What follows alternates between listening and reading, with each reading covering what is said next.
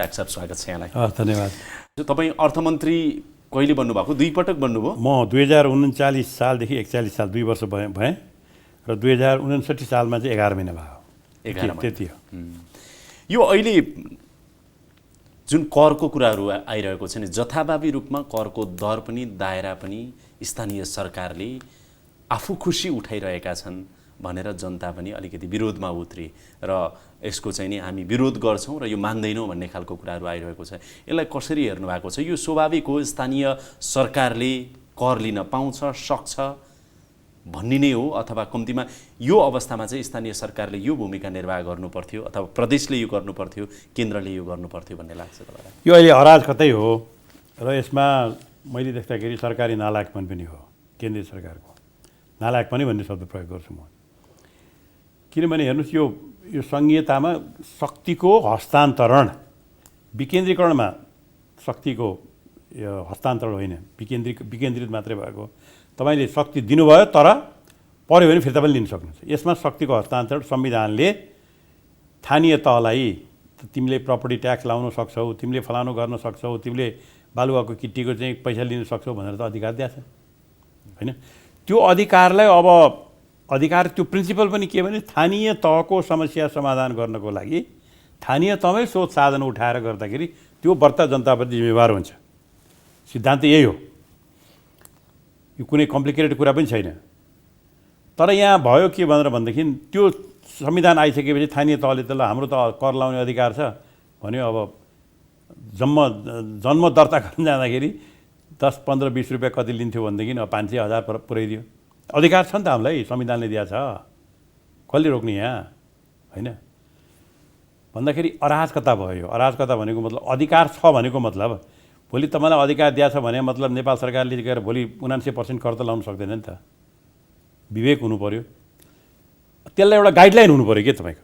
एउटा घरमा तपाईँ 4 जना बस्नुहुन्छ भने त्यो घरमा कसरी बस्ने भन्ने गाइडलाइन त हुनु पऱ्यो नि होइन। कति बजी हामी उठ्ने, कसरी बस्ने, के खाने। यसमा अब सङ्घीय सरकारको चाहिँ नि दोष रह्यो अथवा स्वयं स्थानीय सरकारको दोष रह्यो? किनभने स्थानीय तहलाई त्यो अधिकार दिइसकेपछि उनीहरूले त्यसको चाहिँ दुरुपयोगै भइरहेको छ। अहिले आतङ्कै मचिएको छ।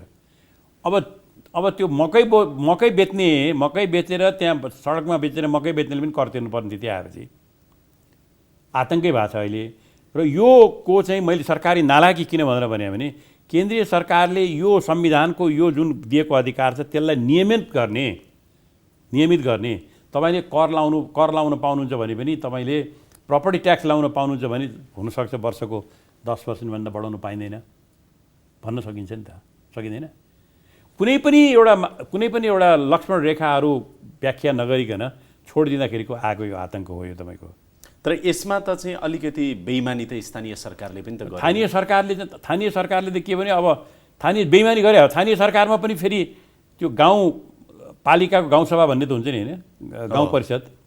त्यो जसरी हाम्रो स्थानीय सरकार भन्छौँ हामी, स्थानीय सरकार कार्यकारी तपाईँको चाहिँ न्यायिक होइन, विधायिका त्यहाँ पनि छ भने त्यहाँ पनि गाउँ परिषद बोलाइकन विधिपूर्वक जस्तो संसदमा गर्नुहुन्छ तपाईँले विधिपूर्वक प्रस्ताव राखेर भोटिङ गरेर ल यसको सम्पत्ति कर चाहिँ हिजोसम्म 50 रुपियाँ दाम थियो अब यसलाई 1000 रुपियाँ गर्ने भनेर के गरेछ र त्यो प्रक्रिया त कहीँ। फेरि हाम्रोमा यो के छ, विदेशतिरको प्र्याक्टिस के छ डाक्टर साहब? जस्तो विदेशमा चाहिँ स्थानीय सरकारहरूले प्राय चाहिँ विकास मेरो अधिकार, विकास देऊ, विकासको अधिकार चाहिँ नि केन्द्रबाट बढी मागिरहेको जस्तो देखिन्छ। हाम्रोमा चाहिँ करको अधिकार बढी मागियो कि? करको अधिकार मागेर त्यसको अब त्यसलाई तपाईँको त्यसमा जनताप्रति रेस्पोन्सिबिलिटी हुँदै भएन। किनभने चुनावमा पैसा खर्च गरेर आएको छ, त्यो पैसा पनि उठाउनु पर्यो।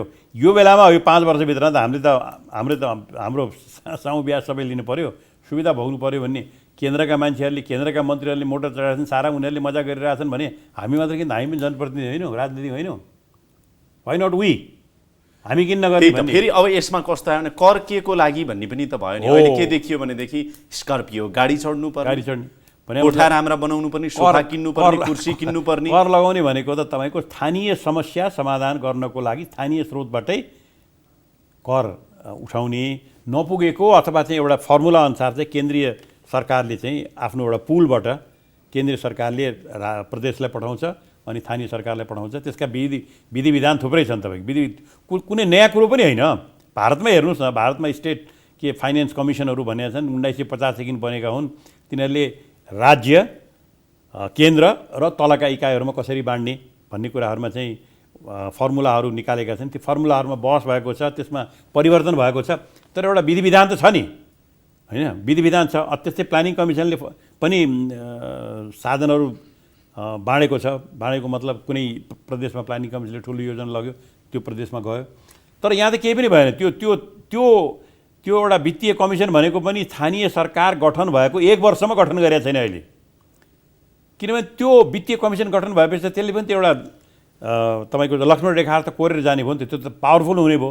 भनेको मतलब केन्द्रीय सरकारले कति पैसा पठाउने, कहाँ पठाउने, के पठाउने भन्ने कुरा त केन्द्रीय सरकारको कतिपय अधिकार त उसका जाने भयो। अब त्यो किन अधिकार दिने भने अधिकार जति आफ्नो हातमा लिएर राखौँ, जसलाई जहाँ पठाउनु, जति पैसा पठाउनु मन लाग्छ त्यति पैसा पठाउने हाम्रो अधिकार किन अरूलाई दिने भनेको जस्तो मनस्थितिले गर्दाखेरि तपाईँको त्यो तल्लो तहमा चाहिने नियमन, तल्लो तहमा चाहिने चाहिँ मार्गनिर्देशनहरू, तल्लो तहमा चाहिने कानुनहरू केही पनि छैनन्। एउटा जनप्रतिनिधि भएर सोच्दाखेरि नि मेरो मुलुक गरिब छ, केन्द्रीय सरकारले सङ्घीय सरकारले पठाइदिएको पैसा पनि पर्याप्त छैन, मेरोमा धेरै विकास निर्माणका काम गर्नुपर्ने छ। अब आय स्रोत त मेरो स्थानीय तहमा कहीँ कतै छैन। अब मैले त कहीँ न कहीँबाट भए पनि कर उठाएर अलिकति मेरो सरकारको मेरो चाहिँ सम्पत्ति त अलिकति त राम्रो बनाउनै पर्यो भन्ने कुरा त सोच्छ नि त। त्यो तपाईँको त्यो सोच आएर त्यो सोच अनुसार केन्द्रले पठाएको पैसा, करले उठाएको पैसा, यो विकासमा यसरी गऱ्यौँ, हामीले चाहिँ आफूलाई चाहिँ कसेर भए पनि चाहिँ सडक बनायौँ, हामीले कसेर भए पनि चाहिँ स्कुललाई बनायौँ, यी कुराहरू त केही पनि देखिएन नि त। अहिले त के हो भने हामी जितेर आयौँ, जितेर आएपछि जसरी मान्य सांसदहरू मन्त्रीजीहरूले आफूलाई बनाउनु भएको छ, एउटा नयाँ भुइँफुट्टा वर्गको रूपमा बनाउनु भएको छ भनेदेखि त अब हामी किन नहुने? हामीले 20 लाख, 25 लाख, 30 लाख, 40 लाख खर्च गरेर गाउँपालिकाको अध्यक्ष जितेर आएछ भनेदेखि अर्कोपल्ट चुनाव लिनु परेन भन्दाखेरि त्यो पदलाई तपाईँको जनताको सेवा गर्ने सट्टा त्यो पदलाई शोषण गर्ने एउटा माध्यमको रूपमा म सबैलाई भन्दिनँ है। फेरि कतिपय गाउँपालिका अथवा नगरपालिकाले स्थानीय तहले भनौँ न, मेरो स्थानीय तहको यहाँ यो विकास गर्नु छ, यसबाट उठाएको करले म यहाँनिर विकास गर्छु, यसबाट उठाएको करले म यो ठाउँको विकास गर्छु, यो पूर्वाधार बनाउँछु, सडक बनाउँछु, खानेपानी बनाउँछु, विद्यालय बनाउँछु, स्वास्थ्य चौकी बनाउँछु र यो पैसा चाहिँ म भिजिबल हुने गरेर यहाँ खर्च। कुनै मापदण्ड रहन्छ भन्ने कुरा त स्कोर्पियो मोटर किन्ने, मोटरसाइकल किन्ने, भत्ता लिने इत्यादिबाट देखिहाल्यो नि त। मापदण्ड केही पनि छैन नि। मापदण्ड नभएर तिम्रो हातमा यति पैसा छ, तपाईँ चुनेर आउनुभएको छ, अब खर्च गर्नुहोस् भनेर भनिसकेपछि त्यो व्यक्तिगत प्रयोजनको लागि, व्यक्तिगत फाइदाको लागि प्रयोग गर्ने चाहिँ प्रवृत्ति बढेर गयो। त्यसलाई लाइनमा राखेर त्यसलाई चाहिँ तपाईँको मोनिटर गर्ने, त्यसलाई मार्गनिर्देशन गर्ने, त्यो भएको छ कि छैन भन्ने हेर्ने र त्यो जुन तलको संस्था हो, गाउँ परिषद भन्ने हो, त्यसलाई चाहिँ एक्टिभाइज गर्ने, त्यसलाई एउटा विधायिकाको रूपमा चाहिँ त्यसबाट चाहिँ स्वीकृति लिनुपर्ने जुन प्रक्रियाहरू हो नि, त्यो प्रक्रियाहरू केही पनि छैन। अनि त्यो के भयो भनेदेखि तपाईँलाई कोठा एउटा राखिदिएपछि कोठामा कहाँ बस्नुहुन्छ, के गर्नुहुन्छ, के कस्तो तन्ना हाल्नुहुन्छ, त्यो सब तपाईँ गर्नुहोस्, के मतलब छैन भने जस्तो यो त अराजकता हो। यो अराजकता, करको अराजकतामा म स्थानीय तहलाई यो अराजकताको स्थितिमा पुर्याउने काम चाहिँ कसले गर्यो त भने यहाँ केन्द्रीय सरकारले गर्यो। यति विचार गर्नु पऱ्यो नि। संहिता संहिता संहिता भनेर त्यत्रा नारा लाउनुहुन्थ्यो, यसले चाहिँ सारा अधिकार तल दिएर अब देशलाई माथि उठाउँछ भनेर भन्नुहुन्थ्यो। त्यसलाई नियमन गर्न सक्ने, त्यसलाई निर्देशन गर्न सक्ने क्षमता किन भएन त? केन्द्रीय सरकारले त बढी कर उठाऊ, मनलाई कर उठाऊ कहाँ भनेको छ र? भनेको छैन। केन्द्रीय सरकारले जथाभावी कर नउठाऊ भनेर पनि भन्न सक्छ नि। भनेको छ नि। स्वयं तपाईँलाई जानकारी गराउँ, अर्थमन्त्री युवराज खतिवडाले, अर्थ सचिव राजन खनाल हुनुहुन्छ, उहाँहरूसँग मैले सोद्धाखेरि हामीले सहजीकरण गरिरहेको होइन। त्यसो भए उहाँहरूले भन्न सक्नु पर्यो कि हाम्रो कुनै पनि नियन्त्रण छैन भन्नु सक्नु पर्यो। सरकार काम गर्दैन भन्नु पर्यो। हाम्रो केही पनि अधिकार छैन, हामीले भने कोही पनि मान्दैन भन्नु पर्यो। Are they that incompetent? त्यसको मतलब उहाँहरू के अधिकारै छैन, के गर्नै सक्नुहुन्न? त्यसो भए किन मन्त्री भएर बस्या, किन विधायक ल्याएको, किन शासनमा बसेर चाहिँ हामी गर्छौँ भनेर चाहिँ फुर्ती हाँकेर हिँडेको भन्नुको मतलब त्यसलाई चाहिने, यो त संविधानले दिएछ नि, त्यसले रोकेको छैन संविधानले। त्यसलाई चाहिने ऐन कानुन बनाउनको लागि, त्यसलाई चाहिने मार्गनिर्देशन गर्नको लागि, त्यसलाई चाहिने अनुगमन गर्नको लागि केन्द्रीय सरकारलाई अधिकार त रोकेको छैन, दिएको छ अधिकार हो। तिमी चाहिँ आजको दिनमा केन्द्रीय सरकारले चाहिँ यो काम चाहिँ गर्नै पर्यो है। यो जथाभावी करको दर र दायरा मनलागी ढङ्गले टेरोराइज गर्ने काम जुन भइरहेको छ, केन्द्रीय सरकारले यो गर्न सक्छ भनेर तपाईँले भन्नु पर्यो भने? भन्नु पर्यो भनेदेखि तपाईँले बनाउनुहोस्, तपाईँले अधिकार त मलाई दिएको छ, त्यो अधिकार कुनै पनि अधिकार असीमित हुँदैन होइन। मोटर हाँक्ने अधिकार त मलाई दिएको छ भने मैले मोटर हाँकेर अहिले मोटर हाँक्ने त अधिकार त मलाई दिएको छ भने ट्राफिक रुल त मान्नु पऱ्यो नि त। ट्राफिक रुल मान्नु पऱ्यो, स्पिडको रुल मान्नु पऱ्यो, मान्छे काट्न लाग्छ भने तपाईँले रोक्नु पऱ्यो। त्यो नियमहरू नबनाउने, त्यो कानुन नबनाउने, त्यसलाई लागू गर्न नसक्ने, अनि हामीले त भने हो के गरौँ मान्दैन भनेर बस्न पाइन्छ? त्यसै किन जिम्मेवारी लिएर बस्नुभयो? तपाईँलाई नालायक भन्ने कि नभन्ने? अब यथार्थ यही हो। त्यसैले यो टेरराइज जुन आतङ्क मचिएको छ, मेरै म आफैलाई पनि मलाई अस्ति भन्दै थिएँ मेरो चाहिँ के घरमा घरको तर त तिरिराखेको छ, मैले तिर्दाखेरि जति छ उसको 4 गुणा कि 5 गुणा बढ्यो अरे भन्दाखेरि एउटा मान्छेलाई तपाईँको चाहिँ। तर अब नेपालमा करको दर कति बढाउने भन्ने कुरा एउटा होला, पक्कै पनि करको दायरा कति बढाउने भन्ने पनि होला। तर नेपालको आय स्रोत भनेको त यदि इन्डिपेन्डेन्ट बन्दै जाने हो भने त करको दर पनि केही हदसम्म दायरा पनि नबढाइ त सुख छैन। बुझेँ, करको दायरा बढाउनुहोस्, करको दायरा बढाएर खर्च केमा गर्नु भएको छ? म अहिले हेर्नुहोस् यो पैसा मात्रै भन्ने कुरामा पनि म छैन, तपाईँको पैसा मात्रै भन्ने कुरामा छैन। किन म एउटा सानो उदाहरण दिन्छु तपाईँलाई, सानो उदाहरण दिन्छु। 4 रुपियाँ दामले तपाईँ 1 रुपियाँको माल बनाउनुहुन्छ होइन होइन, 30% तपाईँको बचत भयो भने 30 रुपियाँ दाम तपाईँसित बचत भयो र 4 रुपियाँ दामले 1 रुपियाँको माल बनाउनु भयो भने तपाईँको 8 रुपियाँको माल बन्ने भयो, 7.5-8 रुपियाँको दाम माल बन्ने भयो। 4 रुपियाँको माल, 4 रुपियाँको पुँजीले 1 रुपियाँ तपाईँ आम्दानी गर्नुहुन्छ भने 4 रुपियाँको सट्टा 3 रुपियाँको पुँजीले त्यति तपाईँले गर्न सक्नुभयो भने त्यही 30%ले तपाईँ कति हुने भयो? 10% तपाईँको ग्रोथ रेट हुने भयो। भनेको मतलब पैसा मात्रै भएर हुन्, त्यसलाई तपाईँले कुन तरिकाले खर्च गरिराख्नु भएको छ? अहिले हेर्नुहोस् त खर्च कसरी भइराखेको छ। अहिले कुनै खर्चमा कहीँ लगाम छ? कर उठाउने, केन्द्रबाट उठाउने, सबैतिरबाट उठाउने, तर जनताले हेर्दाखेरि चाहिँ के त भने एउटा खाल्टो ताल्न सकेका छैन। सरकारको क्षमता, कार्यक्षमता, उत्कृष्टता सबै घटेर गएको छ र सरकारको साधनको दुरुपयोग भएको छ। अनि कर चाहिँ उठाउने, त्यो पनि लगाम रहितको कर उठाउने, अनि सरकारको क्षमता डेलिभरी दिने क्षमता चाहिँ झन्झन घटेर जाने। कर उठाउने कुरामा त जस्तो यसपाला अर्थमन्त्री युवराज खतिवडा हुनु भइसके पछाडि विगतको तुलनामा राम्रो छ कर उठाउने। होइन मैले भने सामान्यतया 20% 25%को दरले करको वृद्धि भएरै जान्छ। इन्फ्लेसनले गइराखेको छ, 4-5% को दरले जिडिपी ग्रोथ भइरहेको छ होइन, 8-9% को दरले इन्फ्लेसन भइरहेको छ, 4-5% को दरले जिडिपी ग्रोथ भइरहेको छ, कर जाने हो। उहाँले गर्नुभएको होला, म अर्थमन्त्री भएर बसेपछि गर्छु भन्ने पनि होला, गर्नुभएको पनि भयो होला। तर म यो कन्सेप्टमा म छैन कि पैसा उठाएर अब वर्ल्ड ब्याङ्कबाट टोपी थापेर ल्याएँ, फलानुसित पैसा ल्याएर त्यो ल्याउने बित्तिकै के हुन्छ भनेर भन्नुहुन्छ भने तपाईँ हेर्नुहोस् अहिले सिँचाइ योजनाहरूमा त्यत्र समस्याहरू। तपाईँको बढी चाहिँ के हो, कर यसरी उठाउनै हुँदैन भन्ने हो कि अथवा तिमी कर उठाउँछौ भने के को लागि कर उठाइरहेको त्यो क्लियर गर? कर उठाउने हो भने त्यसको करको चाहिँ निर्धारण हुनु पर्यो, तल उद्देश्य क्लियर हुनु पर्यो। उद्देश्य मात्रै होइन, परिधि पनि निर्धारण हुनु पर्यो। तपाईँले हिजोसम्म भन्नुहोस् न, तपाईँले भन्न सक्नुहुन्छ नि तपाईँले कर उठाउने हो भनेर भनेदेखि यो वर्षलाई तपाईँले प्रपर्टी ट्याक्स गर्ने हो भने सामान्यतया प्रपर्टी ट्याक्स गर्ने हो भनेर भने बढाउने हो भने 10% भन्दा नबढाउनुहोस्। बढाउनु पऱ्यो भनेदेखि चाहिँ प्रदेश सरकारको स्वीकृति लिनुहोस्। केही मापदण्ड त हुनु पऱ्यो नि, केही परिधि त हुनु पऱ्यो नि। हिजो 50 रुपियाँ थियो, आज 500 रुपियाँ दाम। हिजो 100 थियो, आज 1000, आज मर्न पनि 1000, अब मृत्यु दर्ता पनि 1000 रुपियाँ, मृत्यु दर्ता पनि 1000 अब भनेर भने यो चाहिँ तपाईँको अराजकता र मान्छेलाई टेरराइज गर्ने, संहिताको नाममा मान्छेलाई टेरराइज गर्ने काम उहाँले गरिराख्नु भएको छ। र यो म भन्छु के भने यो कुनै नबुझेको कुरा होइन, यो सामान्य कुरा हो। यो यसरी हामीले अधिकार हस्तान्तरण गरेपछि यी समस्याहरू आउँछन् भन्ने कुरा 1 वर्षसम्म के हेरेर बसे, 6 महिनासम्म के हेरेर बस्नु उहाँहरूले? एउटा प्रोफेसर चाहिँ हवाईजहाजमा जान थाल्यो भनेदेखि हवाईजहाज चढेर जान लाग्यो बेला त्यसलाई मुन्ट्याएर ल्याएर चाहिँ प्रधानमन्त्रीले चाहिँ तपाईँको चाहिँ आफ्नो कोठामा ल्याएर राख्ने। अनि टेलिभिजनमा भन्दाखेरि चाहिँ होइन मैले त उहाँलाई भेट्न बोलाएँ भन्ने, यस्तो नजाने कुरा गर्नुहुन्छ।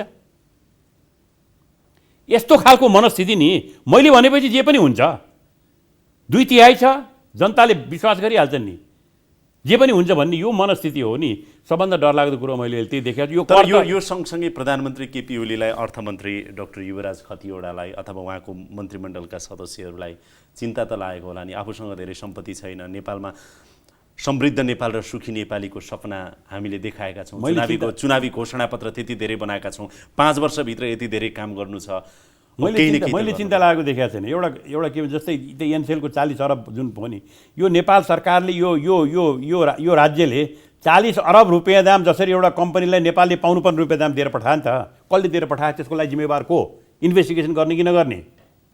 अहिले उहाँले चाहिँ साह्रै आवाज उठेपछि एउटा कमिटी बनाउनु लाउनु भएको छ। लिएर जानले त गइसक्यो। त्यस्तै तपाईँको चाहिँ यो हामीले यो बारम्बार 3-4वटा कुरालाई मैले प्रतिनिधि पात्रको रूपमा किन उठाएको भने दे आर यस्तो तपाईँको चस्मदी करप्सनहरू छ। जस्तो ओइल निगमको जग्गा किन्ने, त्यसमा खोइ त अख्तियारले पनि भन्छ, यसले पनि भन्छ, केही पनि हुँदैन। It doesn't move anywhere. अनि तपाईँको चाहिँ कर फर्स्योट आएकोबाट 20 अरब रुपियाँ दाम चाहिँ बेइमानी भएको छ भनेर महालेखा परीक्षकले भन्छ। खोइ त त्यसको बारेमा तपाईँ केही गर्नुहुन्न। भन्नुको मतलब के भने यो वास्तवमा यो नभइराखेको किन छ भनेदेखि यसमा सबैजना इन्भल्भ छन्। उहाँहरू सबै इन्भल्भ हुनुहुन्छ भन्छु म त। त्यसकारण उहाँहरू के गर्न सक्छ? 33 करोड 33 त्यो किलोको सुनकै बारेमा भन्नुहोस् न।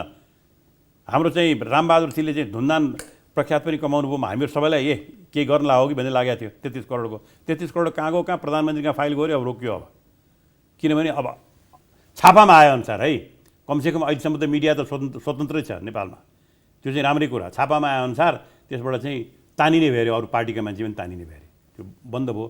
भने के भने यो पहिले जहानिया शासनको समयमा प्रधानमन्त्री पछि लाट साहब हुन्थ्यो अरे होइन, जङ्गी लाट।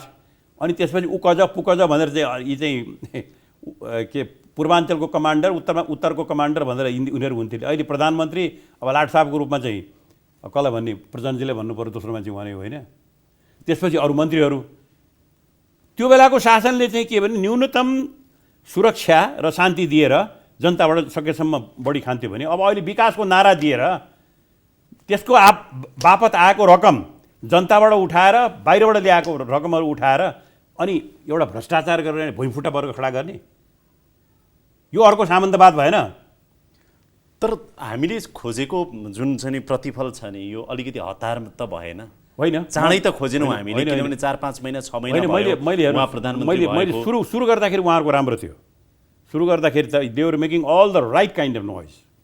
हल्ला हुन्छ नि, प्रधानमन्त्रीले म कसैलाई भ्रष्टाचार गर्न दिन्न, भ्रष्टाचार म गर्दिनँ, भ्रष्टाचार गर्न दिन्न, भेरी राम्रो, साह्रै राम्रो स्टेटमेन्ट। मान्छेले आशा थियो, हाम्रो के यो सिन्डिकेट तोड्ने आशा थियो, साँच्चीकै तोडेर अब केही हुन्छ कि भन्ने थियो। 33 किलो सुनमा रामबहादुरजीको त्यत्रो थियो। एउटा के यो एउटा मुभमेन्ट आयो है गभर्मेन्टले भन्ने चाहिँ मान्छेमा आशा थियो नि त। तपाईँको यो 6 महिनामा जुन किसिमले त्यसलाई वासआउट हुँदै गइरहेको छ नि, सबभन्दा चिन्ताको कुरो त्यो हो। हामी त चाहन्छौँ के भने यो सरकार सफल होस् भन्ने चाहन्छौँ हामी। तर सरकार अहिले के भनिरहेको छ भने, अघिल्लो हप्ता मात्रै सरकारको प्रवक्ता सञ्चार मन्त्रीसँग म सँगै थिएँ, उहाँले के भन्नुभयो भने यति धेरै व्यथिति भएको रहेछ हाम्रो शासन प्रणालीमा, हामी अब थिति बसाल्दैछौँ र अहिले आधारशिला चाहिँ व्यथिति उहाँहरूले गर्दै हुनुहुन्छ। अहिले व्यथिति म तपाईँलाई एउटा उदाहरण दिन्छु। थिति बसाल्दैछौँ होइन, व्यथिति गर्दै हुनुहुन्छ। व्यथिति किनभने यो भूकम्पको प्राधिकरणको पहिले को आउनु भएको थियो? सुशील गेवाली भन्ने आउनु भएको थियो। यी मान्छेहरूलाई म चिन्दिनँ, हेर्नु, सुशील गेवालीलाई पनि म चिन्दिनँ। आउनु भएको थियो 9 महिना, व्यथिति गर्यो त्यो बेलामा। त्यहाँको त्यो बेलाको सरकार, काङ्ग्रेस सरकारले निकाल्यो। व्यथिति गरेकै हो त्यो, काम गर्ने किन नदिने? उसले के नचाहिने काम गरेको थियो? के गल्ती गरेको थियो? काम गर्न दिएन। त्यसपछि हुँदै हुँदै आएर पार्टीगत आएर अब अहिले आएर युवराज भुषाल उहाँ 9 महिना काम गरे हो। 9 महिना काम गरेर ऋणहरू त गइराखेको थियो नि त। अब उहाँलाई किन निकाल्नु पर्छ? कुनै कारण छ? भनेको मतलब के त भने तपाईँ मेरो पार्टीको हुनु भएन, त्यो कामसित मतलब छैन। न सुशील गेवालीसित मतलब हो, न युवराज भुषालसित मतलब हो। मेरो पार्टीको होइन, प्रधानमन्त्रीलाई त लाग्न सक्छ नि आफ्नो विश्वास, आफ्नो भरोसा। आफ्नो विश्वास मेरो भरोसा युवराज भुषाल प्रति भन्दा पनि सुशील गेवाली अनुभवी छ, पहिला पनि गरेको। अब यिनलाई लाउनुस् न, तपाईँले 3 वर्षको लाग्नु भएको छ, तैँले काम गर्न सकिन्छ भने चार्ज लाउनुस्। नभए के पज्नी गर्न पाइन्छ? पज्नी प्रथा हो यो राणाको। भन्नु पर्यो नि त श्री 3 ममाय भनेर, श्री 3 केपी ओली भनेर। तर युवराज भुषालले विरोध गर्नु भएन, खै किन हो? मलाई थाहा छैन। म युवराज भुषाल र हाम्रो गेवालीजीको कुरामा छैन। गेवाली निकालेको म त्यतिकै विरोध गर्थेँ त्यो बेला विरोध गरेको थिएँ मैले। किन एउटा काम गर्ने मान्छेलाई काम गर्न दिनुहोस् न, उसले के गल्ती गरेछ? बेइमानी गरेछ? तर अब 5 वर्षको यो सरकारको अवधि छ भनेदेखि एउटा फाउन्डेसन बनाउने काम म गरिरहेको छु। अब विधिको शासन चल्छ। अघि तपाईँले भन्नुभयो नि भ्रष्टाचार गर्दिन पनि गर्न पनि दिन, सुशासन कायम गर्छु। अब जिरो टलरेन्स करप्सनमा भन्ने कुराहरू गभर्मेन्टले गरिरहेछ, पूर्वाधार बनाउने कुराहरू। के जिरो टलरेन्स? ल 33 केजी सुनकै कुरामा जुन छापाहरूमा आइरहेको छ नि त, रिपोर्ट आयो प्रधानमन्त्रीले त्यसलाई चाहिँ सप्रेस गर्नु भन्दै आइरहेको छ, कुनै रियाक्सन छ गभर्मेन्टको? यो त ओपन सोसाइटी हो, यहाँ त भन्नु पर्यो नि त। छानबिन चलिरहेको होला, खोइ भन्नु पर्यो नि त। चलिरहेको छानबिनमा सबै कुरा यसरी गरिरहेछौँ भन्नु पर्यो नि त। आउला नि त, भन्नु पर्यो नि त, भन्नु पर्यो नि त। वी आर पिपल, हामीले छानेर पठाएको नि त। आशा गरौँ न, होइन? भन्नुको मतलब के भने यस्तो कुरालाई तपाईँले अहिलेदेखि नै तपाईँले पोइन्ट आउट गर्नु भएन भनेदेखि मोर एन्ड मोर टुवार्ड्स अधिनायकवाद, मोर एन्ड मोर मैले जे गरे पनि हुन्छ भन्ने मनस्थितिमा जान्छ। त्यसैले अहिले नेपाली सोसाइटी त्यति एक्टिभ भएको छ, त्यसले उच्चारण गरिराखेको छ। अब प्रतिपक्षले भन्नुपर्ने कुरा हो, प्रतिपक्ष आफै निरीह छ, उहाँहरूलाई भन्ने नैतिक अधिकारै छैन। उहाँहरू भए बेलामा पनि त त्यसै गर्नुभयो। अब सुशील गेवालले आफूले निकालेको, अब युवराज भूषाललाई निकाले बेटीको भनेर कसरी भन्ने? कसरी भन्ने? कुन नैतिकताले? भने विधि र पद्धतिलाई नमानेर म भएको बेला जे पनि गर्छु भन्ने जुन मनस्थिति छ नि, सबभन्दा रोग त्यही हो तपाईँको। यो चाहिँ अहिले केपी ओलीजी आउँदाखेरि त्योभन्दा माथि उठेर राजनेताको रूपमा माथि उठेर आउनु होला भन्ने हामीहरूको आशा थियो। त्यो चाहिँ मैले देखिरहेको माथि भनेको कहाँ माथि, कति माथि, कसरी माथि? माथि भनेको के भने मेरो पार्टीको कार्यकर्ता मात्रै हुनुपर्छ यसमा, मेरो पार्टीको कार्यकर्ता भयो भने त्यसलाई चाहिँ म राख्छु, अरूले चाहिँ राम्रो काम गरिरहेको छ मेरो पार्टीको छैन भने हुँदैन भन्ने जुन देखियो नि त अहिलेको क्रियाकलापबाट। किनभने भूकम्प पीडितमा ओहो ल भन्नु पऱ्यो नि त, कि त सुशील गेवालले के बेइमानी गरिरहेको थियो भने त्यो बेलाको सरकारले पनि नमान्ने, अहिले पनि नमान्ने, के फरक भयो त? सोचे अनुसारको पर्फर्मेन्स गर्न सकेन सरकारले। अहिले कामिनी राज भण्डारीलाई हटाउँदाखेरि पनि त्यही भन्यो, अथवा पहिला सुशील गेवाललाई हटाउँदा नि त्यही भन्यो होला, गोविन्द पोखरेललाई हट्दाखेरि पनि पज्नी हो। त्यसैदेखि एउटा कुरा नि डाक्टर लोहनी, अब तपाईँ त कति 5-6-7 पटक मन्त्री बन्नुभयो र म अर्थमन्त्री बने 2 टाली हो। परराष्ट्र मन्त्री बन्नुभयो, परराष्ट्र मन्त्री सञ्चार मन्त्री पनि बन्नुभयो, भौतिक पूर्वाधारतिर पनि भौतिक योजना पनि बन्नुभयो। म सञ्चार मन्त्री भएकै बेलामा यो नेपालमा टेलिभिजन आएको थियो, याद गर्नु तपाईँहरूले है। एउटा कुरा बताउनुहोस् त, हामीलाई के लागेको थियो भने 48 यता गिरिजाप्रसाद कोइरालाको नेतृत्वमा बनेको सरकार 3 वर्ष चल्यो, 51 सालमा मध्यावधि निर्वाचन भयो, त्यसपछिदेखि यता चाहिँ गठबन्धन स्पष्ट बहुमत कसैको पनि भएन। यो सरकारको भयो अहिले आएर ओलीको नेतृत्वमा। जनतालाई के लागेको थियो भनेदेखि अब चाहिँ स्थिर सरकार भयो भने, एब्सोल्युट मेजोरिटी भएको सरकार भयो भनेदेखि चाहिँ अलिकति मुलुकमा स्थिरता आउँछ, स्थिरता आउँछ, विकास हुन्छ, समृद्धि हुन्छ भन्ने लागेको थियो। त्यही अनुरूप त्यही नारा एमाले त्यति बेला दियो। सरकार पनि अहिले नेकपाको नेतृत्वमा छ, बन्यो, 6 महिना बित्यो। तपाईँ अहिले भनिराख्नु भएको छ पहिलाको सरकार र यो सरकारमा फरक केही भएन। अब मेरो प्रश्न के हो भनेदेखि के कारणले काम गर्न सकेन त? नेपालमा यस्ता सरकारहरू धेरै बने, धेरै पटक तपाईँ सरकारको सदस्य भएर पनि काम गर्नुभयो, किन काम पर्फर्मेन्स चाहिँ नै राम्रो हुन सक्दैन भन्नुहोस् त? किनभने तपाईँको हेर्नुहोस्, यो आफू रक्सी खाने मान्छेले अरूलाई रक्सी नखा भन्न मिल्दैन, होइन त? मिल्छ त? यद्यपि डक्टरहरू चुरोट खानु हुँदैन भन्छन्, कतिपय डक्टर खान्छन्, यद्यपि खान्छन्। तर नर्मल्ली चाहिँ आफू रक्सी नखाने हो, अरूलाई रक्सी नखा भन्ने हो भने आफू रक्सी खानु हुँदैन। मेरो मान्यता त्यही हो। मैले अरूलाई केही काम नगर्नुहोस् भनेर भन्छु भने मैले त्यो काम पहिले छोडे आउनुपर्छ।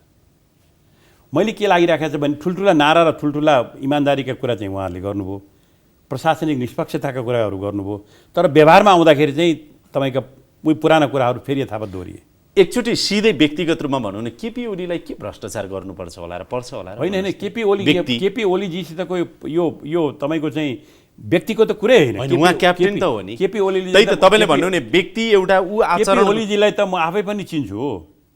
उहाँ त तपाईँको चाहिँ त्यत्रो भारतीय चाहिँ नाकाबन्दी भएको बेलामा अडेको मान्छे हो, त्यसै कारणले जनताले विश्वास गरेर दिए पनि हो, आँट पनि देखा मान्छे हो। त्यसैले आँटिलो भएको हुनाले मान्छे केपी ओलीको इमान्दारिता, सुन्नु, केपी ओलीको सपना, केपी ओलीको इमान्दारिता प्रति त तपाईँलाई संशय छैन होला नि?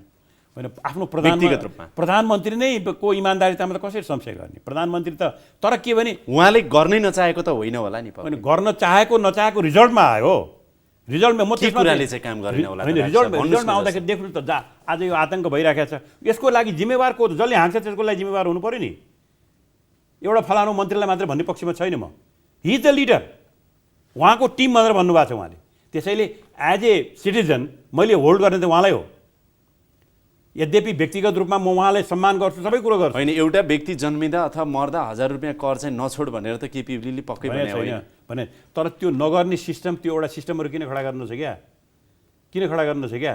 हामी त यहाँ प्यारलल गभर्मेन्ट भन्छौँ। अब त यो देशमा 761 वटा सरकार छन् र तपाईँले भन्नुहुन्छ खर्चको हिसाबले भनेर भन्नुहुन्छ भने अब गाउँपालिकाको सदस्य होइन, वडा सदस्यलाई वडा सदस्य, वडा अध्यक्ष पनि होइन, वडा सदस्यलाई पनि हामी तलब दिन्छौँ। अब अरबौँ रुपियाँ त्यसमा खर्च हुन्छ। यो कहाँको तपाईँको चाहिँ शैली हो यो? वडा सदस्यले के काम, उसलाई हरेक महिना तलब दिनुपर्ने कि जुन बेला तपाईँको बैठक होला त्यो बेला बैठक भत्ता दिए पुग्दैन? अरबौँ रुपियाँ भन्दाखेरि पैसा भनेको केही पनि कुरो छैन। त्यो चाहिने जुन आर्थिक अनुशासन र त्यो चाहिने जुन संवेदनशीलता त्यो मैले देखिरहेको छैन कि।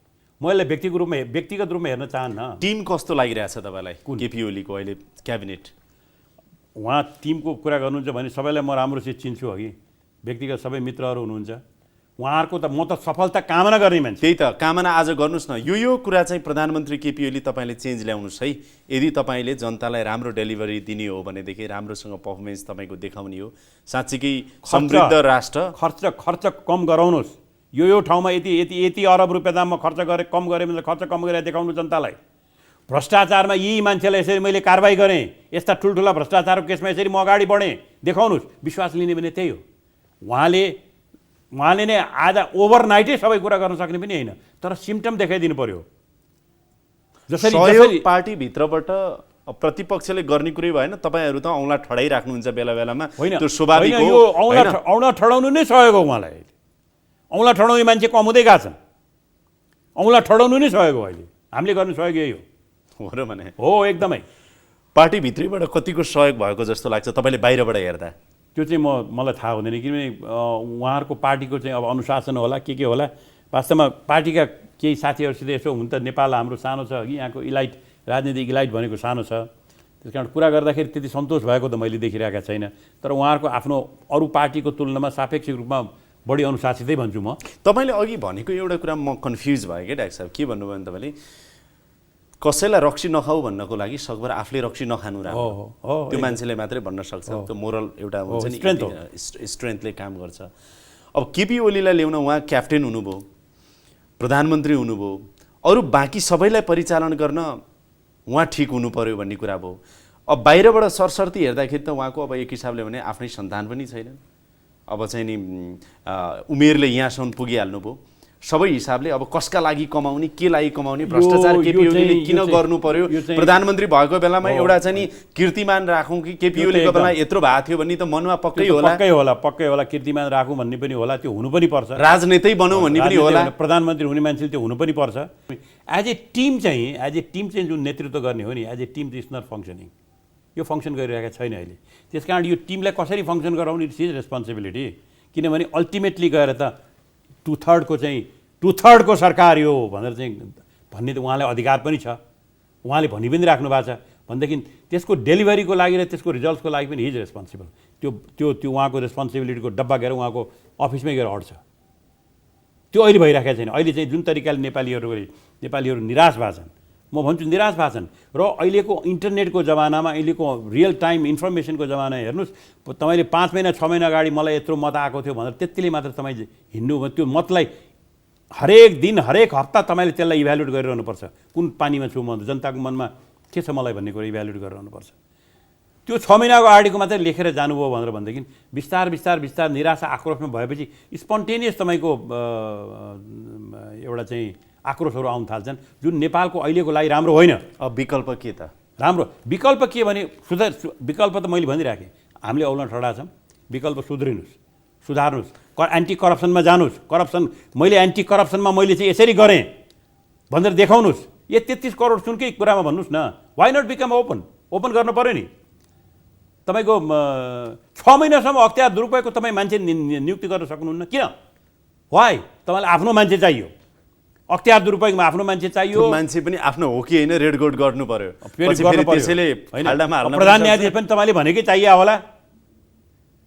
त्यसको पनि एउटा परम्परा हामीले बिगार्यौँ। नेपाली काङ्ग्रेसले अविश्वासको प्रस्ताव अचानक ल्याएर चाहिँ उसले एउटा परम्परा बिगारे भने यो त एउटा कुरो हेर्नु, म संसदमा हुँदाखेरि पनि के भने वाम मित्रहरूको विशेष गरेर माओवादी मित्रहरूको त सुरुदेखि नै एउटा प्रयास के थियो भनेदेखि न्यायालय भनेको संसद अन्तर्गत हुनुपर्छ भन्ने थियो उहाँहरू।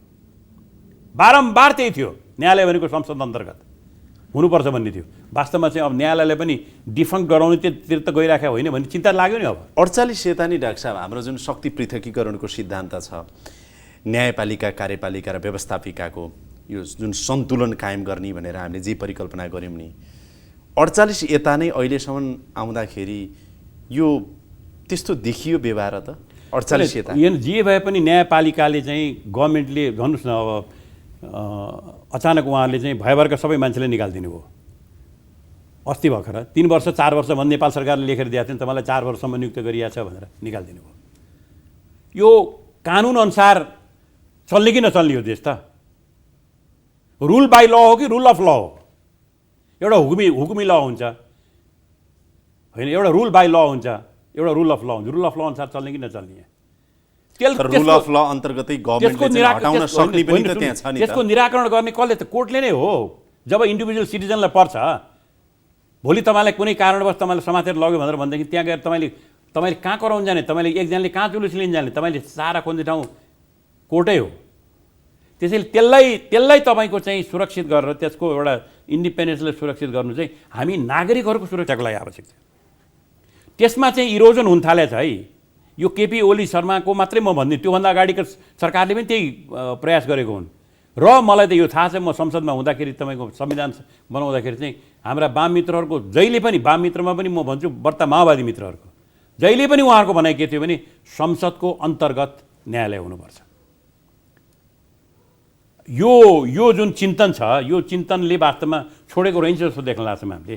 त्यसकारण यसमा प्रधानमन्त्रीको पोजिसन के हुन्छ, प्रधानमन्त्री कसरी जानुहुन्छ, यसमा चाहिँ त्यति पोजिटिभ देखिराखेको छैन। होइन, यदि उहाँको चाहिँ नि सकारात्मक चाहिँ नि ऊ भयो भने त एक हिसाबले अहिले सर्वशक्तिमान चाहिँ केपी ओली हुनुहुन्छ, उहाँको पार्टी छ, त्यसमाथि पनि 3वटा व्यवस्थापिका, न्यायपालिका र कार्यपालिका मध्ये कार्यपालिका नै अलि बढी हाबी भएको देखिन्छ होइन त? होइन, कार्यपालिका बलियो पनि हुनुपर्छ। कार्यपालिकाले कानुन अनुसार चाहियो भनेदेखि कानुन अनुसार बनाएर बलियो भएर शासन गर्नु पनि पर्छ। तर त्यसको दुरुपयोग हुन थाल्यो भनेदेखि सिटिजनले, एभरेज सिटिजनले कराउने ठाउँ भनेको न्यायपालिका हो, त्यसलाई पनि बलियो राख्नुपर्छ। नभएदेखि हाम्रो जस्तो देश चाहिँ एउटा तपाईँको चाहिँ खाडलमा पर्छ। हाम्रो जस्तो देश, मैले त खालि के भने नेपालले यति अहिले हाम्रो देशमा यति भन्नुहोस् एक किसिमको अराजकता चाहिँ बिग्रेको छ भन्छु म, कि एउटा घर बिग्रेको छ भनेदेखि अलिअलि व्हाइट वास गरिदियो भने पनि, एउटा खापा फेरिदियो भने पनि के भास्तो हुन्छ कि अहिले। उहाँले त अहिले उहाँले गर्नुपर्ने नेपाली जनतालाई भन्नुहोस् न, यही साधारण कुरा, एउटा जनजीवनका कुरा, एउटा काठमाडौँको गति हेर्नुहोस् त, 6 महिनासम्म कुनै एफर्ट भएको छ? कुरा ठुल्ठुलो हुन्छ। मलाई पनि सुन्दा दिक्क लागिसक्यो। 2 वर्षपछि उहाँले एक ठाउँमा भनिदिनु भयो, 2 वर्षपछि चाहिँ नेपाल काठमाडौँ यति सफा हुन्छ कि विदेशीहरू हावा खान यहाँ आउँछ भनेर भनेर। अब के भन्ने त्यसलाई ल भन्नुहोस्, म पागल हुँ? तपाईँ पत्याउनुहुन्छ? यस्ता कुराहरू चाहिँ, यस्ता तपाईँको हावादारी कुरा भन्छु म, यस्ता हावादारी कुरा आउँदाखेरि कसरी पत्याउने? के होला त? अब डाक्टर लोहनी यो राजनीतिक संवादको एउटा यो पछिल्लो निष्कर्ष निकाल्दाखेरि चाहिँ केपी ओलीको अब आशा गरौँ 5 वर्षको कार्यकाल यो अहिले अगाडि स्मुथली बढ्ला, राम्रैसँग बढ्ला, चुनौतीपूर्ण रहला। मेरो त के भने शुभकामना पनि के भने 5 वर्षै जानुपर्छ, किनभने यो सधैँ अस्थिरता भएर पनि देशलाई हुँदैन। 5 वर्ष हामीले स्थिर सरकारै पाएको भनेर स्थिर सरकार गरेरै हामीले देखाउनुपर्छ। 46 सालमा हामीले 47 सालमा गर्न सकेनौँ, 47 सालमा गर्न सकेनौँ। 3 वर्षमा गयो के कारणले त? आन्तरिक आफ्नै राजनीतिक कारणले होइन उहाँहरूको। त्यो दुर्गति यहाँ नआओस् है, त्यो स्थिति यहाँ नआओस्। र तपाईँले पिपलको गुडविल गुमाउँदै जानु भने त्यो स्थिति आउँछ। भारतले नाकाबन्दी गरेको बेलामा, अघोषित नाकाबन्दी गरेको बेलामा केपीजीको चाहिँ के 2/3 बहुमत थियो र? थिएन नि त। तर पनि he was a very effective prime minister. चाइनासित त्यत्रो सन्धि गर्नुभयो, सानसुनी कुरा होइन त्यो। भनेको सङ्ख्याले मात्रै हुँदो रहेछ, सङ्ख्याले चाहिँ पिपलको सपोर्ट, मोरल पावर छ नि, पिपलको सपोर्ट, पिपलले सपोर्ट गरेको थियो त्यो बेलामा। त्यसैले त्यो करेज थियो। मलाई आज के लागिरहेको छ भनेदेखि उहाँहरूको चाहिँ सङ्ख्याको यो 2/3 सङ्ख्याले गर्दाखेरि पिपलको सपोर्टलाई इग्नोर गर्नुभएको, पिपलको आवश्यकतालाई इग्नोर गर्नुभएको छ। कहिले खाल्टो मैले मेरो सरकारले खाल्टो खने हो र भनेर भनिदिने कहिले चाहिँ उन्नला मान्छेले चाहिँ मैले त यहाँ उसलाई पुरा गर्न बोलाएको नि त भनेर भनिदिने। अनि त्यसो तर यसकै बिचमा केपी ओलीलाई केही अप्ठ्याराहरू पनि छन्। उहाँकै रहेका मन्त्री सदस्यहरू जुन क्याबिनेटका सदस्यहरू छन् उहाँहरूको पर्फर्मेन्स कस्तो छ पर्खिनुहोस् न, त्यो कस्तो छ भन्ने एउटा होला। ब्युरोक्रेसीले हाम्रो ब्युरोक्रेसीले कति सपोर्ट गरिरहेको छ भन्ने यो ब्युरोक्रेसीको कुरा चाहिँ यति धेरै चुनौतीहरू त पक्कै छन् नि त। यो तपाईहरुको पालादेखि पनि छोडेका छैन कयौं। सुन्नुस्, यो ब्युरोक्रेसीको कुरा चाहिँ ब्युरोक्रेसीले मलाई काम गर्न दिएन भन्ने कुरा चाहिँ नाच्न नजान्ने आँगन टेढो हो। यो तपाईँ इमानदारीपूर्वक काम गर्नुहोस् न। किनकि ब्युरोक्रेसीका तपाईँ ठाउँमा कानुनले यो प्रक्रिया पुगेन, यो प्रोसिडर पुगेन। तपाईको मेलम्ची आयोजना म चाँडै सकाउँछु, असोजभित्र ल्याउँछु भन्यो, तर त्यो बीचका प्रक्रियाहरू यति धेरै हुन्छन् कि राष्ट्रिय गौरवको आयोजना चाहिँ यस्तो चेन्ज गर्नु। तपाईले बजेट बनाउनुहुन्छ, कस्तो बजेट बनाउनुहुन्छ? हचुवा बजेट बनाउनुहुन्छ, यतिमा यति अरब भनेर राख्नुहुन्छ। त्यसको तपाईँको डिपिआर बनाउनु भएको छ, त्यसको त्यो प्रोसेसमा गएको छ नेपालको बजेट? कहिले पनि जाँदैन यति करोड त्यहाँ राखिदिएको छ भनेर। कहिले पनि त्यो प्रक्रिया अनुसार डिपिआर बनाएर ल 3 महिनामा हामी यति फिजिकल काम गर्ने, फाइनेन्सियल काम यो गर्ने, प्रोग्राम बजेटिङ भनेर जसलाई भन्छ त्यो कहिले भएको छ? यहाँ भएकै छैन, भएको छैन। त्यो गर्न चाहँदैनौँ हामी। म भन्न चाहन्छु 39 सालमा म हुँदाखेरि गर्न खोजेको थिएँ 2 वर्ष। हरेक मन्त्रालयमा प्रोग्राम सेल भनेर लागू गरेको थियो। हरेक प्रोजेक्टको चाहिँ फिजिकल फाइनेन्सियल सबै रिपोर्ट नआइकन पैसा नदिने भनेर सुरु गरेको थियौँ। त्यो सकियो, गएन। किनभने त्यो गर्ने बित्तिकै हात बाँधिन्छ नि त। मेरो ठाउँमा यति हाल्ने भन्नु त पाइएन, यति रकमान्तर गर्दै भन्न पाइएन। त्यो अराजकता जुन छ नि, त्यो हाम्रो सिस्टममा इनबिल्ट अराजकता, हामी पोलिटिसियन्सहरूमा भनेका मान्छे जसले शासनमा बसेका छन् त्यो अराजकतालाई उनीहरू आफ्नो शक्ति सम्झन्छन्। त्यो अराजकता रोक्नको लागि that's where the prime minister has to work. त्यो अराजकता कसरी रोक्ने? अब डाक्टर लोहनीको बारेमा कुरा गरौँ है। लामो समय तपाईँ सत्तामा रहिराख्नुभयो, धेरै पटक मन्त्री पनि बनिराख्नुभयो। लामो समय त होइन, धेरै पटक भन्नु। लामो समय चाहिँ होइन, कहिले 6 महिना कहिले 9 महिना। अब पञ्चायत कालमा पनि, प्रजातन्त्रमा पनि, राजाको पालामा पनि बन्नुभयो क्यारे। पछिल्लो समयमा धेरै पटक बन्नुभयो, धेरै पटक सत्ताको अभ्यास, सरकारको चाहिँ अभ्यास गरेको यहाँसँग अनुभव छ। हुँदाहुँदै पार्टी पनि तपाईँहरूको कुनै समयमा तेस्रो पार्टी थियो, काङ्ग्रेस एमाले पछिको चाहिँ नि तेस्रो पार्टी थियो, सशक्त पार्टी थियो। हुँदै हुँदै यी सबै अब इतिहास भए हो। होइन, हिजो के थियो भन्ने त इतिहासै हो त्यो। त्यसै म त्यताबाट चिन्तित होइन। मैले डाक्टर लोहनी भनेको व्यक्ति, डाक्टर लोहनी अब यो सत्ताको अभ्यास गर्ने हिसाबले अथवा पार्टी सञ्चालन गर्ने हिसाबले यी सबै कुराहरू राजनीतिको हुन्छ नि, एउटा सशक्तता चाहिँ तपाईँको इतिहास भयो। अब करिब धरातलसम्म नै आइसक्नुभयो, तलसम्म। इतिहास भनेको त के भने हो, त्यो कतिपय कुराहरू घटनाक्रमहरू भए इतिहास भए। तर मलाई चाहिँ म इतिहाससित त्यति चिन्तित छैन, भोलिको पनि चिन्तित छैन, म आजको मात्रै हो। आज तपाईँ डाक्टर प्रकाश चन्द्र लोहनी एउटा राजनीतिक कर्मीको रूपमा भनेको है तपाईँलाई, एउटा राजनीतिक कर्मीको रूपमा एकदमै कमजोर हो। कमजोर तपाईँले भन्नुभयो, ठिक हो। तर आज म यो देशको नागरिक, एउटा राजनीतिक कर्मीको हैसियतले पार्टी बनाउन लागेको छु, वृहत गठबन्धनका कामहरू गर्न लागेको छु। जस्तो नेपाली काङ्ग्रेस बीपीसी त हाम्रो हुँदैछ, अरूसित पनि कुरा भइरहेको छ।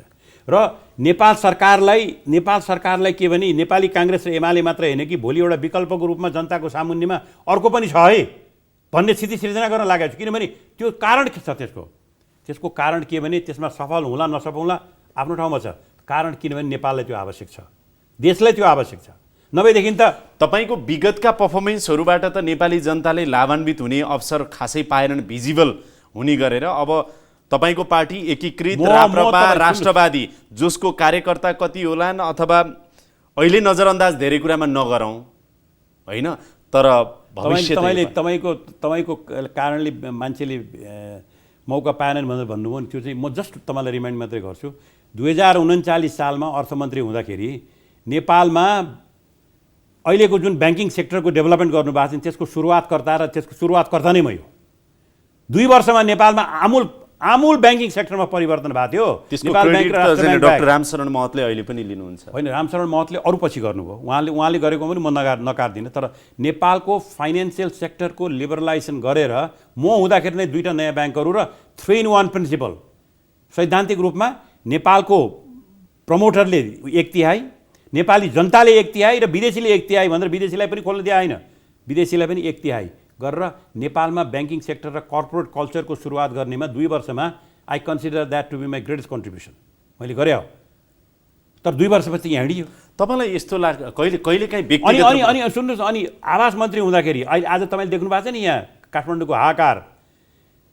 यो हुन्छ भनेर काठमाडौँको नदीहरूको 50-50 मिटर किनाराबाट चाहिँ त्यहाँ घर बनाउनु नपाइने, 50 कि 60 मिटर बनेको थियो र त्यो ठाउँमा रुख रोप्ने, रुख रोपेर सारा नदी वरिपरि रुख रोपेर त्यसलाई चाहिँ कन्जर्भ गरेर चाहिँ गऱ्यो भनेदेखि चाहिँ यो बाढीको डिस्ट्रक्सनबाट हामी बच्न सक्छौँ। डोल क्षेत्र भनेर घोषणा गरेर त्यो बेलामा अहिले जति तपाईँले सडकको विस्तार देख्नु भएको छ नि त्यसको मुख्य नक्सा र मुख्य तपाईँको काम त्यही बेला भयो 11 महिनामा।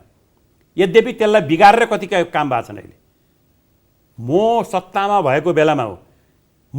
भएको बेलामा आफू जे जिम्मेवारी दिएको छु त्यसमा चाहिँ फुल कमिटेड भएर जनतालाई गरेको छु मैले। I'm proud of. हुन त तपाईँ पञ्चायतकालमा मन्त्री बन्नुभयो, कहिलेकाहीँ यस्तो त म लाग्दैन? पञ्चायत मात्रै होइन, म बहुदल कालमा पनि बन्नुभयो। मैले त्यो अघि नै फेरिस्ता भनिसकेँ।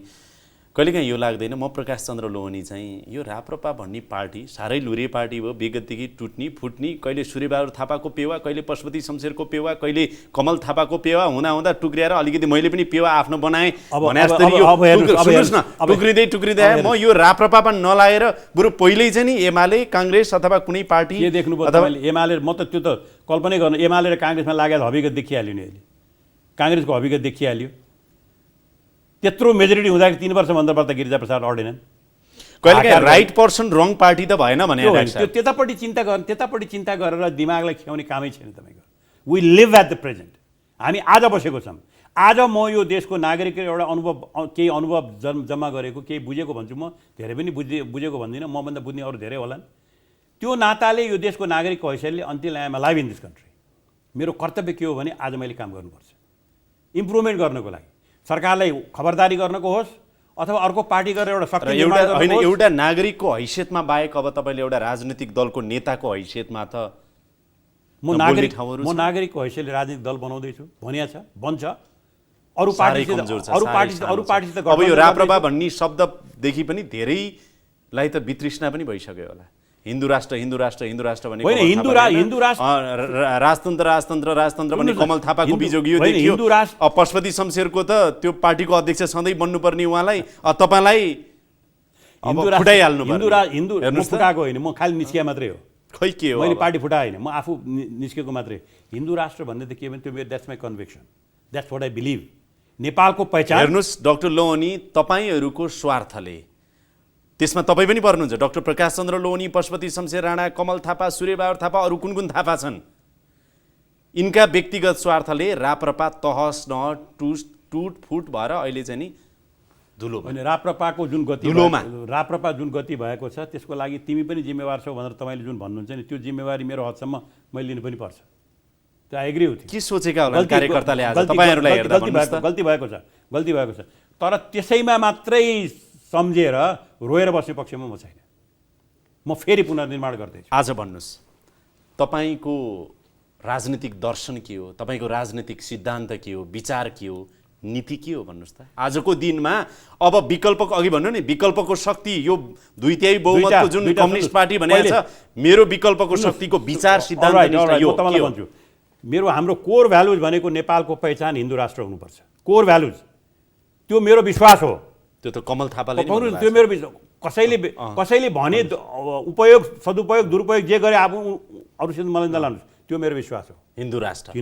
अर्को विश्वेश्वर प्रसाद कोइरालाले जुन भन्नुभएको थियो कि नेपालमा सभरेन्टी पिपुलमा र एउटा थपनाको लागि पनि आलङ्कारिक भए पनि राष्ट्र संस्था नेपालको राष्ट्रिय एकताको लागि चाहिँ एउटा राष्ट्रिय एकताका संस्थाहरू हाम्रो देशमा कम हुन्छन्, यसलाई उपयोग गर्नुपर्छ भन्ने उहाँको जुन दृष्टिकोण हो त्यसको म समर्थक हो। त्यो मेरो विश्वास हो। कोर विश्वास यही हो। यो विश्वासले यदि तपाईँ आफ्नो पनि विश्वास ठान्नुहुन्छ भने मलाई साथ दिनुहोस्। यो गरी खाने बाटो बाहेक केही पनि होइन। यसो यो छैन नारा बाहेक पर्खिनुहोस्।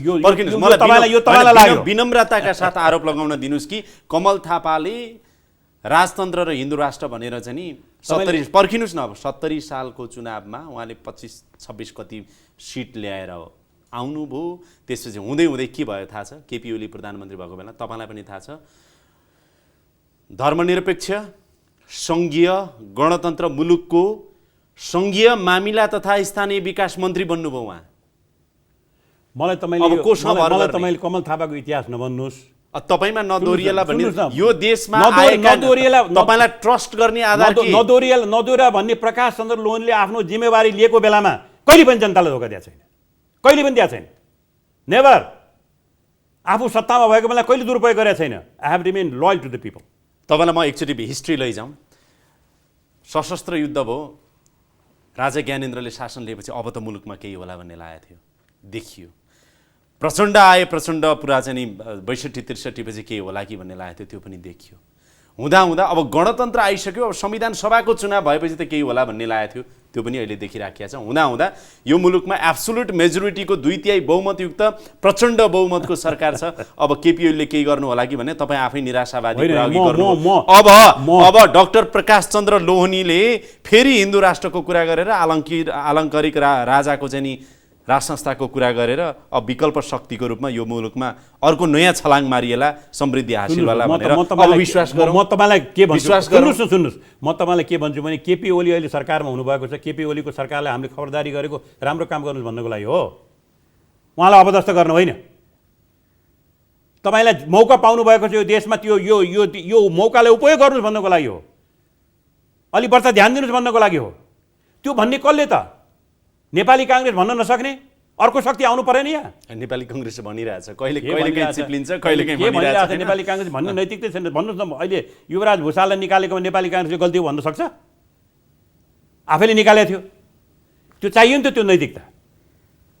भनेपछि एउटा अर्को शक्ति तपाईँको चाहिँ जसले पुरानो कुरालाई पनि लिएर अनि भ्रष्टाचारको विरुद्धमा सशक्त आवाज उठाउने। हामीले निरन्तर आवाज उठाएछौँ। 1 वर्षमा 2 ताली 3 ताली यही तपाईँको एनसिएलको बारेमा चाहिँ जुलुस निकालिसक्यौँ, सरकारले ध्यान दियोस् भनेर। अहिले बल्ल अलिकति हेर्नु पऱ्यो कि भन्दा लाग्छ।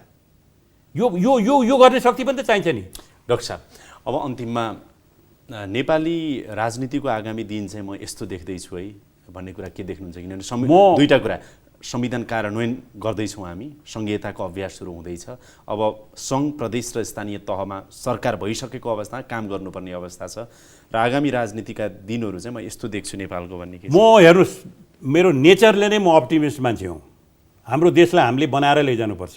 हामीले जे संरचना भएको छौँ, अहिलेको सरकारले काम गरोस्, हामी त्यही चाहन्छौँ र उसलाई त्यो अधिकार पनि छ, अहिले शक्ति पनि छ।